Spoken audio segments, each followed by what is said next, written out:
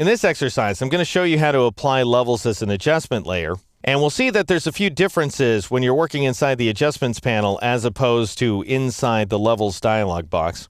But even though it's a little more challenging to work this way, it's worth the effort because an adjustment layer, as you may recall from Chapter 7 in the fundamentals portions of this series, an adjustment layer keeps your modifications editable.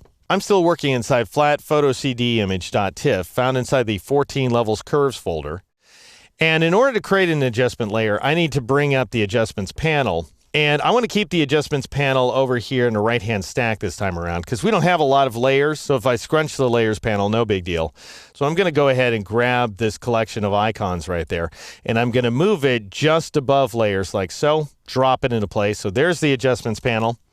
To create a levels adjustment, you go ahead and click on that second icon on the first row, or if you want to name the layer as you create it, then Alt-click or Option-click on that icon brings up the new layer dialog box. Now then, if you consider that all too much work and you loaded my D key shortcuts, why then I've given you this great keyboard shortcut in my opinion. I find it to be great anyway. That does everything that we've seen so far in one keystroke. So I'm going to go ahead and cancel out of this dialog box and I'll collapse my adjustments panel as well. So here I am working inside the image. All I need to do, if you loaded D keys, you press Control-Shift-L or Command-Shift-L on the Mac. Now, were it not for D keys, Control-Shift-L or Command-Shift-L is assigned to the Autotone command. This, I think you're going to use more often. Anyway, I'll go ahead and name my layer. Instead of calling it Levels 1 like that, I'm just going to name it Levels because it's going to be my only levels adjustment.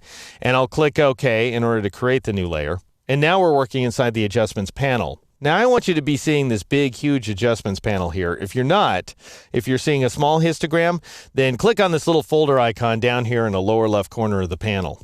And that makes the histogram 256 pixels wide, so we can see every one of the 256 luminance variations inside of a standard 8-bit per channel image.